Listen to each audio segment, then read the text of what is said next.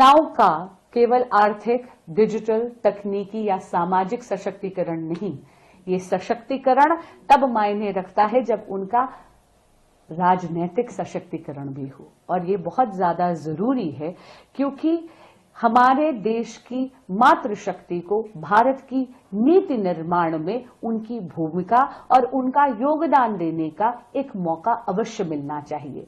और इसीलिए प्रधानमंत्री श्री नरेंद्र मोदी जी ने नारी शक्ति वंदन अधिनियम में से इतना बड़ा जो व्यवधान, इतना बड़ा लंबा जो विलंब हो रहा था उसको पारित होने में, उस व्यवधान को हरकर सर्वसम्मति से नारी शक्ति वंदन अधिनियम पारित करवाया और 33% आरक्षण महिलाओं को स्टेट लेजिस्लेटिव असेंबलीज और पार्लियामेंट में दिया। नरेंद्र मोदी जब महिलाओं के नेतृत्व में देश की सशक्तिकरण की बात करते हैं तो केवल एक चुनावी जुमला नहीं है। आपको याद होगा कांग्रेस के शासन में, यूपीए के शासन में, अगर आप कहीं किसी भी दस्तावेज को बनाने जाएं, खासकर कि पासपोर्ट, तो तब माता के नाम का स्थान नहीं था।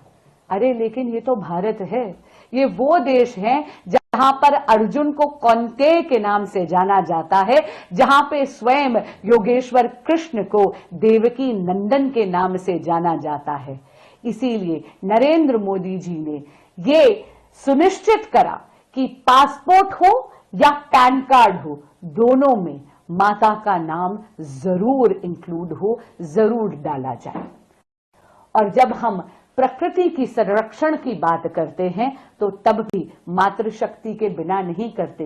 एक पेड़ मां के नाम, ये एक ऐसी सामाजिक मुहिम है जो प्रधानमंत्री श्री नरेंद्र मोदी जी ने जन जन तक एक जन क्रांतिकारी के रूप में, एक जन क्रांति के रूप में फैलाई, जहां पर लोगों ने इसको अपनाया और न केवल पर्यावरण को सुरक्षित रखने के लिए, देश में क्लाइमेट चेंज से डील करने के लिए पेड़ लगाए, बल्कि अपनी माताओं के प्रति एक ट्रिब्यूट भी दिया।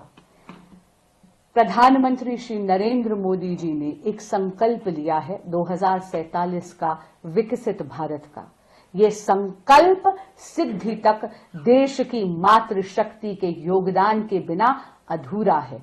मुझे बहुत खुशी है कि मोदी सरकार की जन कल्याणकारी योजनाओं को अपनाकर इस देश की मातृशक्ति पुरुषों के साथ कंधे से कंधा मिलाकर विकसित भारत के संकल्प को सिद्धि तक पहुंचाने के लिए सुदृढ़ रूप से प्रतिबद्ध है। It's never been the case that anybody was stopped from learning any language in Tamil Nadu. We only opposed imposing Hindi. In Tamil Nadu, there was a protest. There were, so much of fight against imposition of Hindi. It's never been that a case that nobody should learn Hindi. I think when the FM was a student in Tamil Nadu, there were many people who were learning Hindi in schools also. So it's never been the case that nobody can learn Hindi. Today in Kendriya Vidyalayas, which are run by the union government in Tamil Nadu, it's impossible, nearly impossible to learn Tamil. So that is the sad case, that in Tamil Nadu you can't learn Tamil in a school run by the union government. It's never been the case, and she's repeated this story so many times.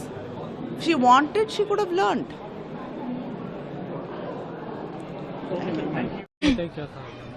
जी, आज हम लोगों का with reference to और with collaboration to our traffic rules and regulations यहाँ पे एक awareness चल रही है रिगार्डिंग दी कॉशंस और प्रिकॉशनरी मेजर्स एक इंसान को लेने चाहिए whensoever getting on a road, be it pedestrian, be it a driver, be it a passenger or someone else.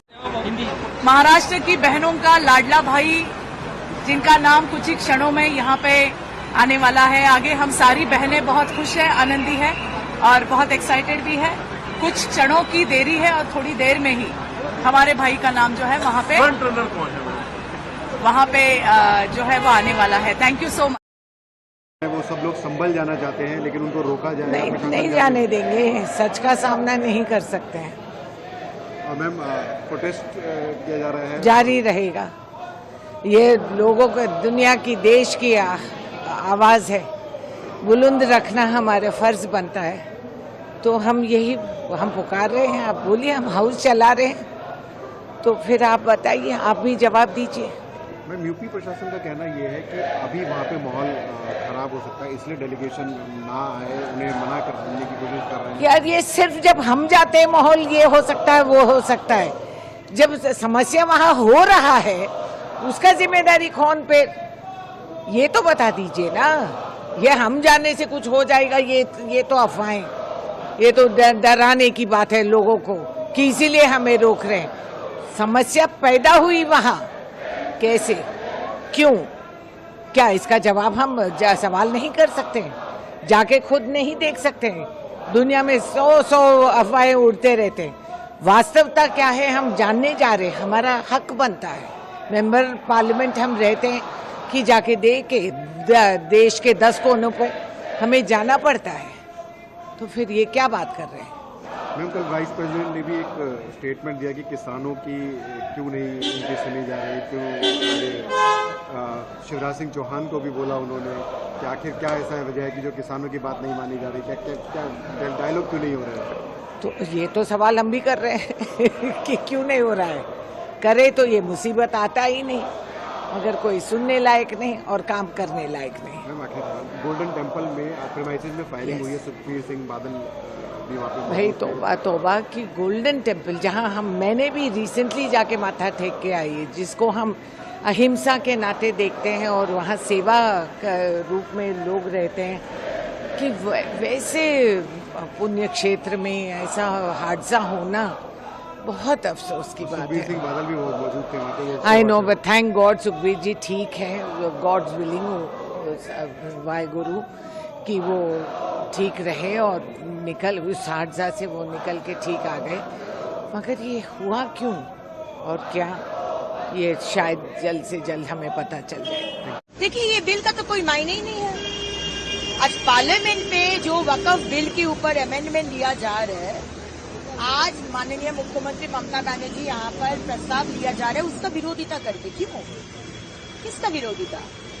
आज देश भाग हुआ था धर्म का निरीक्षण, मुसलमान का अलग कर दिया गया है पाकिस्तान और हिंदू का हो गया है देश भारत। जब हिंदू लोग पाकिस्तान से आ गया तो हिंदू लोगों का प्रॉपर्टी पाकिस्तान सरकार ले लिया, और जब मुसलमान लोग यहाँ से छोड़कर जब पाकिस्तान गया तो मुसलमान का ये वक्फ बोर्ड को दे दिया गया, और दे दिया गया तो वो भी ठीक है। हर साल अमेंडमेंट करके वक्फ बोर्ड को क्षमता दिया जा रहा है। वक्फ बोर्ड अगर चाहे तो आपका घर ले लेगा। वक्फ बोर्ड अगर बोलेगा आपका जमीन हमारा वक्फ बोर्ड का था 100 बरस पहले, 50 बरस पहले, आपका कोई बात नहीं सुनेगा। उसका जो डिसीजन है वही फाइनल। प्रमाण करने का दायित्व तो आपका है, वक्फ बोर्ड का नहीं। वही तो देख रहे हैं। आज लीबिया बोलिए, आज इराक बोलिए, आज ट्यूनीशिया बोलिए, आज सूडान बोलिए, आज इजिप्ट बोलिए, कहीं पर भी वक्फ बोर्ड नहीं है। ये सब इस्लामिक कंट्री है। लीबिया में नहीं है, लेकिन हमारा पश्चिम बंगाल आज लीबिया हो गया है, और हमारा मुख्यमंत्री गद्दाफी है तो गद्दाफी 100 बार बोलेंगे। गद्दाफी जैसा फैसिस्ट रूलर था ममता बनर्जी, आप भी सैराचारी फैसिस्ट रूलर है। इसमें शर्म का क्या है? जब फैसिज्म करते हैं तब शर्म नहीं आता है, और जब गद्दाफी बोलते हैं तब बहुत गुस्सा आता है। आप में तो हम सुरावादी का भी चेहरा देखते हैं, जो सुरावादी हजारों हिंदुओं को मारा था, काटा था, नोआखाली में और कलकत्ता में। आप में वो चेहरा भी देखते हैं। क्यों? क्योंकि जब 16 अगस्त 1946 द ग्रेट कैलकाटा किलिंग हुआ था, अब उस दिन को कर दिया खेला होबे दिवस। हमारा जान लेकर खेला होबे, हमारा रक्तो लेकर खेला होबे। तो ये तुष्टीकरण का राजनीति बर्दाश्त नहीं करेंगे। वक्फ बिल को सपोर्ट करके हिंदुओं का जमीन को ले लेंगे। सारे हिंदुओं का जमीन को ले लो। आज वो लोग बोल रहे राजभवन भी उनका जमीन है, कुछ दिन बाद बोलेगा माँ काली का कालीघाट मंदिर भी वक्फ बोर्ड है। मानेंगे क्या? नहीं मानेंगे। ये पश्चिम बंगाल डॉक्टर श्यामा प्रसाद मुखर्जी हम लोग को देके गए हैं, हिंदू बंगाली को, और ये हमारा ही बॉर्डर्स पे नहीं जाने दे रही है, उस पर क्या कहना है? सवाल यह है कि यूपी गवर्नमेंट ऐसा क्या छुपाने की कोशिश कर रही है जिस वजह से विपक्ष को रोका जा रहा है। समाजवादी पार्टी भी वहां पे उनके जो इलेक्टेड रिप्रेजेंटेटिव्स हैं वो भी जाना चाहते थे, उनको रोक दिया गया। कांग्रेस पार्टी के वर्कर्स जाना चाहते थे, उनको रोक दिया। अब राहुल गांधी जी और प्रियंका गांधी जी जा रहे हैं तो इतने इलेबोरेट बैरिकेडिंग की है जैसे जनता को तकलीफ हो। अगर जनता पे वहां पर संभल में इस तरीके की हत्याएं हुई हैं, मौत हुई है, लॉ एंड ऑर्डर व्यवस्था बिगड़ी है, एक जिस तरीके से एक माहौल बनाया गया है ध्रुवीकरण का, अगर सत्ता पक्ष की जिम्मेदारी कानून व्यवस्था संभालने की होती है, विपक्ष की जिम्मेदारी जनता की आवाज रखने की होती है। उनको उनसे रोकना, मिलने से रोकना, मैं मानती हूं ये एंटी डेमोक्रेटिक है और उनका हक बनता है कि जाकर जनता के बीच में जाएं, उनके बीच में उनकी कहानी सुने और जनता का जो मानते हैं कि जनता की आवाज बनकर जो विपक्ष को खड़ा रहना चाहिए वो उनकी जिम्मेदारी का मैं मानती हूं पालन कर रहे हैं। अगर उनको रोका जाता है तो दिखाता है कि कुछ न कुछ छुपाने का काम उत्तर प्रदेश सरकार कर रही है। डेलीगेशन को रोका गया संभल जाने से, अब कांग्रेस के डेलीगेशन को रोका गया है, आपको लगता है क्या वजह है कि वहाँ डेलीगेशन कहीं ना कहीं जो शासन प्रशासन सरकार है किसी तरह की लीपापोती करने में लगी हुई है, तभी आज तक वहाँ के हालात जो है सामान्य ये होने नहीं देना चाह रहे हैं, क्योंकि ये जानते हैं कि अगर डेलीगेशन जाएगा और मिलेगा लोगों से तो वहाँ पे जो असलियत में जो हुआ है, जो सच्चाई है वो सामने उजागर होगी। इसीलिए ये लोग चाह रहे हैं कि जितनी देरी हो जाए उतना ही बढ़िया अच्छा है भाजपा के लिए। लेकिन बार बार वहाँ का एडमिनिस्ट्रेशन कह रहा है कि 10 तारीख तक किसी जब एडमिनिस्ट्रेशन ही पूरे इस प्रणाली में इन्वॉल्व है, जहाँ हमने देखा कि किस तरह एडमिशन के द्वारा इस तरह की हरकत को अंजाम दिया गया और जो सौहार्द है वो उसको बिगाड़ा गया है, और मैं समझती हूँ कहीं ना कहीं ये नेशनल इशू भी है, क्योंकि जो भाईचारे का जो पूरा व्यवहार पूरे देश में है, इसको कहीं ना कहीं भारतीय जनता पार्टी के लोग बिगाड़ना चाहते हैं अपनी वोट बैंक की राजनीति के लिए। देखिए, आज सुबह दिल्ली में एक बहुत दर्दनाक हादसा हुआ है। नेब सराय में एक परिवार के 3 सदस्यों का दर्दनाक तरीके से मर्डर हुआ है। ये दिल्ली में बढ़ते हुए क्राइम की पहली घटना नहीं है। दिल्ली में आज आप कहीं पर भी जाइए, कहीं गोलियां चल रही हैं, कहीं खुलेआम चाकू घोंप के लोगों का मर्डर किया जा रहा है, ड्रग्स बिक रहे हैं। पिछले 2 महीनों में तो खुलेआम दिन दहाड़े 2 पुलिस वालों का भी कत्ल हो गया। भारतीय जनता पार्टी की केंद्र सरकार के पास दिल्ली में सिर्फ एक जिम्मेदारी है, सिर्फ एक, वो है दिल्ली के लोगों को सुरक्षा देना। लेकिन ये बिल्कुल साफ हो गया है कि केंद्र सरकार, भारतीय जनता पार्टी शासित केंद्र सरकार दिल्ली वालों को सुरक्षित रखने में बिल्कुल फेल। राहुल गांधी जी, महासचिव प्रियंका गांधी जी, हमारे प्रभारी महासचिव अविनाश पांडे जी, पीसीसी अध्यक्ष अजय राय जी और तमाम कांग्रेस के सांसद और कार्यकर्ता संभल जाना चाहते थे। और राहुल जी ने तो ये तक कहा कि भारतीय संस्कृति में शोक संतप्त परिवारों से मिलने पर कोई रोक नहीं है। वो प्रशासन की गाड़ी में अकेले बैठकर जाने को तैयार थे। डीजीपी तक से बात हुई और उसके बाद भी यूपी का पुलिस और प्रशासन उनको रोक रहा है। तो जरूर मन में ये सवाल उठता है कि ऐसा कौन सा सच है जिसको छुपाया जा रहा है, कौन सा ऐसा सच है जिस पर पर्दा डाला जा रहा है, क्योंकि हमने देखा है कि ऐसे ही सच छुपाने की कोशिश हाथरस में, लखीमपुर में, उन्नाव में तमाम जगह हुई थी। और मुझे नहीं लगता कि वो संवैधानिक पद पर बैठे हुए व्यक्ति हैं और वो वहां पर जाकर कुछ भी ऐसा करेंगे। उन्होंने शांति की अपील करने का मन बनाया है, वो ढांढस बंधाने जाना चाहते हैं। डीजीपी तक से बात होने के बाद अगर समाधान नहीं निकल रहा है, अगर वो अनुमति नहीं दे रहे हैं, तो कहीं ना कहीं यूपी प्रशासन, यूपी पुलिस पर बहुत सारे सवाल खड़े होते हैं और उनकी भूमिका भी संदिग्ध होती है। के तौर पे देवेंद्र जी का चयन हो गया है और ये भी तय है कि वो मुख्यमंत्री भी बनेंगे महाराष्ट्र के।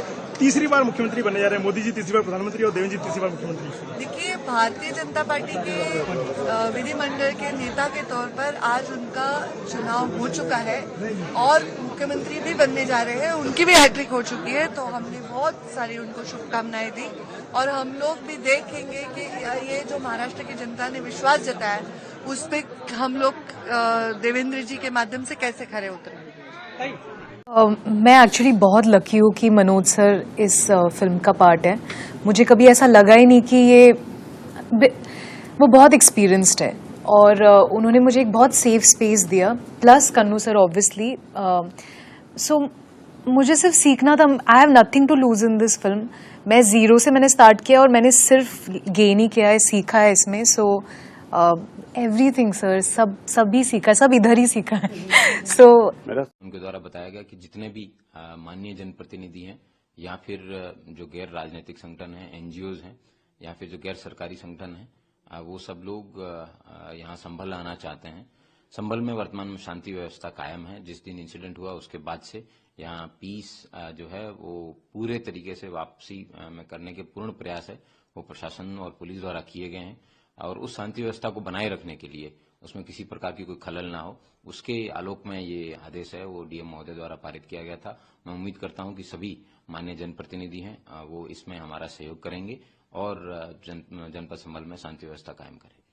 किस तरह से पुलिस फोर्स को लगाया गया है, क्या क्या बिंदु सुरक्षा की है? वर्तमान में हमारे पास 10 कंपनी पीएसी एवं आरएएफ हैं जिनका प्रयोग प्रतिदिन पेट्रोलिंग में और जितने भी महत्वपूर्ण स्थान हैं उन सब में शांति व्यवस्था कायम करने के लिए लगाए गए हैं और गजेटेड ऑफिसर्स हैं उनकी भी रात्रि में पेट्रोलिंग, पोस्टर पार्टीज और विभिन्न प्रकार के जितने भी शांति व्यवस्था को मेंटेन करने के लिए जो प्रयास करने चाहिए उन सभी प्रयासों को किया जा रहा है और वर्तमान में जनपद संभल में शांति है व्याप्त है। सर, पार्टी प्रतिपक्ष नेता राहुल गांधी जी को आने की बात चर्चा सामने आई है, तो क्या उनको अगर आने की अनुमति दी जा रही है कि या वो आ रहे हैं? जितने भी माननीय जनप्रतिनिधि हैं उन सब के लिए 10 दिसंबर तक डीएम साहब द्वारा जो 163 बीएनएसएस का आदेश पारित किया गया है उसके आलोक में हम उन सबसे अनुरोध करते हैं कि आप हमारी शांति व्यवस्था मेंटेन करने में मदद करें और उसके बाद में जो है 10 तारीख के बाद में इस पे विचार किया जाएगा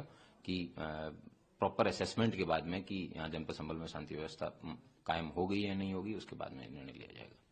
सर, पूरे मामले में क्या अग्रिम कार्यवाही में किसी की कोई गिरफ्तारी या ऐसा कुछ मामला सामने आया है? अभी तक कुल 34 लोग हैं उनको गिरफ्तार करके जेल भेजा जा चुका है। आईओ जो जितने भी विवेचक हैं उनके द्वारा अपनी जो विवेचनात्मक कार्रवाई है वो की जा रही है और सर्च ऑपरेशन भी जिन जिन जगहों पे डेड बॉडीज मिली हैं उन सब जगहों पे सर्च ऑपरेशन है वो भी जारी है। मैं उम्मीद करता हूं कि सफल रूप से विवेचना है on the basis of evidence साक्ष्य के आधार पर विवेचना है वो एसआईटी के सुपरविजन में की जा रही है। मैं उम्मीद करता हूं कि दूध का दूध और पानी का पानी है वो एसआईटी करेगी। जिस तरह से आदमी जिस पे कम से कम 30 मुकदमे दर्ज हो नरेन सिंह चौड़ा और जिस पे arms act, RDX, grenade, AK-47 recovery, MP5 recovery, हर तरीके का पर्चा दर्ज है। उस आदमी 3 दिन से वहां घूम रहा है और ये कह रहे हैं आम आदमी पार्टी की सरकार कह रही है कि हमने पुलिस लगाई है, तो आपकी पुलिस सोई हुई थी।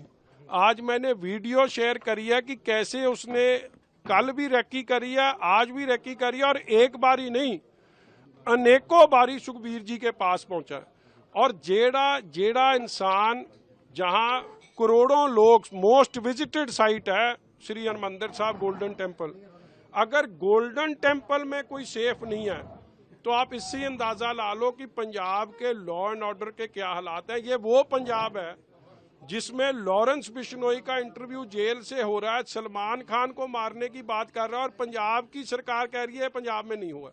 अब हाई कोर्ट ने उसका पर्दाफाश कराया। सिद्धू मूसेवाले के कत्ल कांड के आरोपी ये सरकार में शह दिए उन लोगों को। इसलिए संदीप नंगल अंबिया हमारे बहुत बड़े खिलाड़ी थे यार। एवरी डे कभी पुलिस हेडक्वार्टर पे अटैक है, कभी कुछ है, बॉर्डर स्टेट होए, इंडो पाक बॉर्डर होए, सेमी ऑटोमेटिक वेपन यूज हुआ है, वो वेपन यहाँ अवेलेबल ही नहीं है, या पुलिस के पास है या पाकिस्तान से आता है। तो इतना बड़ा फेलियर होए कि इतना बड़ा हिस्ट्री शीटर आदमी जो देशद्रोही होए वो वहां पे घूमे और दरबार साहब पे गोली चलाए, ये तो फिर उसी दिन पे याद कराता है जो 1984 में हुआ था। जिस बंदे में इंसानियत होए या गुरु का भय होए वो कभी दरबार साहब गोल्डन टेम्पल आके गोली नहीं चलाएगा, वो नतमस्तक होएगा, अपनी भूलें बख्शाएगा, अपनी झोलियां भरेगा। अद्भुत आनंद है यहाँ, दिल्ली और दिलवाली हो गई है। व्यंजनों की खुशबू ने जो हर एक प्रांत के 25 प्रांतों के हैं और व्यंजन बनाने वाली भी हमारी दीदियां, और दीदियां भी लखपति दीदियां जिन्होंने प्रधानमंत्री जी के सपने को पूरा किया है। वो अलग अलग राज्यों से आई है, हर राज्य की अपनी विशेषता, अपनी खुशबू, अपना स्वाद, अपनी परंपरा, उस परंपरा की खुशबू को यहां बिखेर रही हैं ये महिला सशक्तिकरण की प्रतीक हैं दीदियां,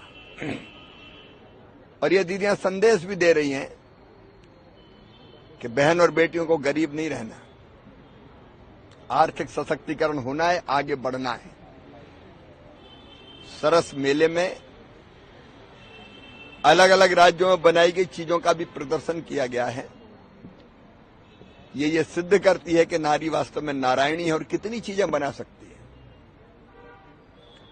हम सब इस मेले में आकर, फेस्टिवल में आकर प्रसन्न हैं, और मैं दिल्ली वासियों से आह्वान करता हूं, 5 स्टार होटल में तो कई बार गए होंगे, एक बार आओ ना हमारी दीदी के इस सरस फेस्टिवल में और यहाँ व्यंजनों का आनंद उठाओ।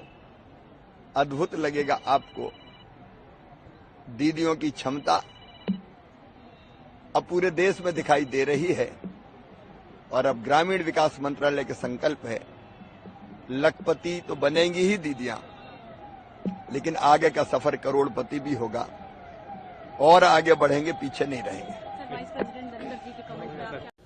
नहीं, पुलिस हत्याएं करेगी और उस पर कोई संवेदना व्यक्त करने नहीं जा सकता, कोई वहां के पीड़ित लोगों से मिलने नहीं जा सकता, ये किस प्रकार की तानाशाही है? पुलिस हत्या कर सकती है, लेकिन लोग उससे मिल नहीं सकते जो लोग पीड़ित हैं, जिनके परिवार के लोग मारे गए हैं। तो मैं समझता हूं ये बिल्कुल ही तानाशाही का आचरण है।